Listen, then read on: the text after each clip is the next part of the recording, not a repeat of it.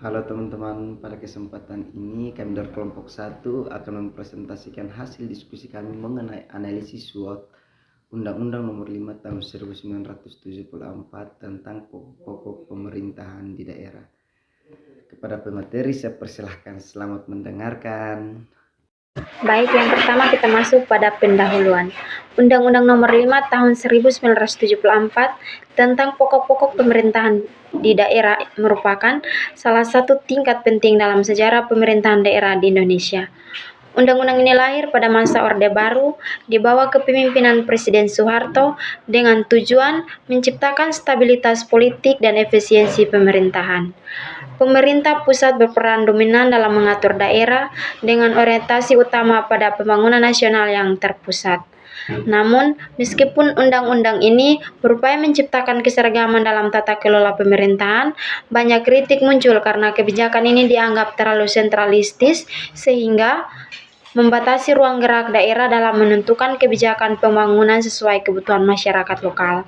Melalui analisis SWOT, tulisan ini bertujuan untuk mengidentifikasi kekuatan, kelemahan, peluang, dan ancaman dari implementasi Undang-Undang Nomor 5 Tahun 1974, serta melihat sejauh mana kebijakan ini memengaruhi perkembangan otonomi daerah di Indonesia. Yang berikut kita masuk pada pokok-pokok utama Undang-Undang Nomor 5 Tahun 1974. Yang pertama, asas penyelenggaraan pemerintahan. Itu mengatur penyelenggaraan pemerintahan daerah dengan 3 asas utama. A. Dekonsentrasi. B. Desentralisasi. C. Tugas pembantuan. Yang kedua itu titik berat otonom. Undang-undang ini menempatkan titik berat otonomi pada daerah tingkat 2, kabupaten atau kota, dengan harapan dapat meningkatkan efektivitas pelayanan dan pembangunan karena daerah tersebut lebih dekat dengan masyarakat. Yang ketiga itu urusan pemerintahan umum. Pada masa itu, pendapatan umum, pemerintahan umum yang meliputi urusan kesetaraan dan ketertiban politik, koordinasi, dan pengawasan yang dianggap tidak termasuk dalam tugas instansi atau rumah tangga daerah. Yang berikut itu pengawasan. Itu meliputi pengawasan umum yang dilakukan oleh Menteri Dalam Negeri dan Gubernur terhadap kegiatan pemerintah daerah, serta pengawasan represif terhadap peraturan daerah dan keputusan kepala daerah yang bertentangan dengan peraturan yang lebih tinggi. Yang kelima itu kepegawaian.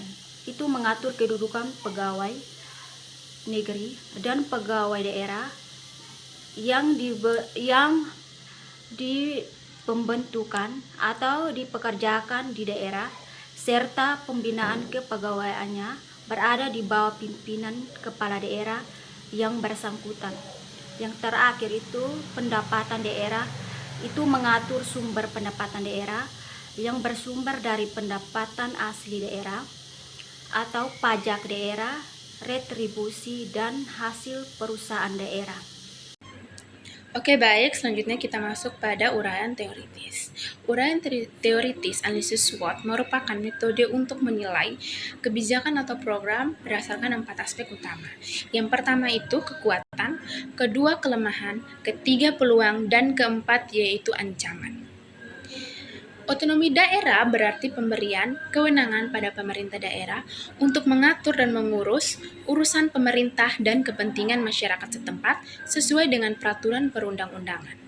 Dalam konteks Undang-Undang Nomor 5 Tahun 1974, otonomi daerah bersifat terbatas karena pemerintah pusat masih memegang kendali penuh terhadap berbagai aspek pemerintahan daerah. Baik, di sini kita lanjut.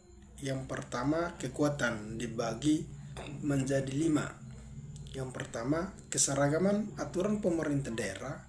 Undang-Undang Nomor 5 Tahun 1974 memberikan kerangka hukum tunggal yang seragam untuk penyelenggaraan pemerintah daerah. Yang kedua, penguatan peran pemerintah pusat dalam stabilitas nasional. Pusat memiliki kontrol yang kuat untuk menjaga stabilitas politik. Yang ketiga, standarisasi tugas dan fungsi perangkat daerah menjamin keseragaman pelaksana tugas di dinas di semua daerah.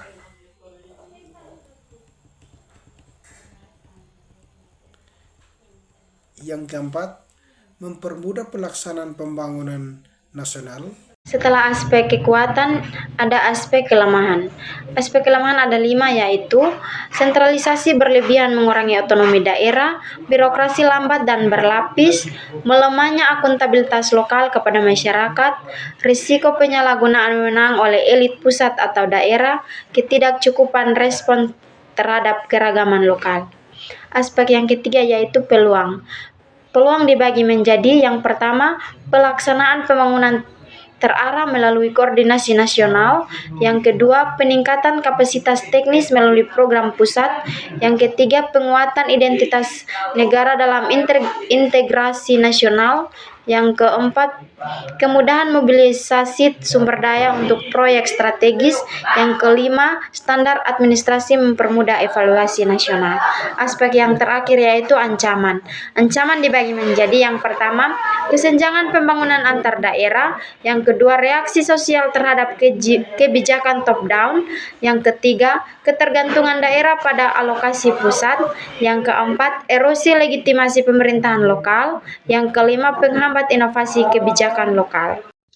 Baik, sekarang kita akan masuk pada bagian akhir, yaitu kesimpulan dan rekomendasi. Nah, dari hasil pembahasan yang telah kami sampaikan sebelumnya, dapat kami simpulkan bahwa Undang-Undang Nomor 5 Tahun 1974 itu membahas tentang pokok-pokok pemerintahan di daerah, yang merupakan salah satu tonggak penting dalam sejarah pemerintahan daerah di Indonesia.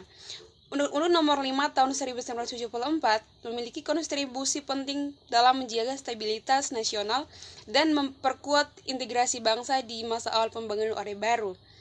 Nah, namun pola pemerintahan yang sangat menyebabkan daerah kehilangan kemandirian dalam mengelola potensi dan sumber daya itu sendiri.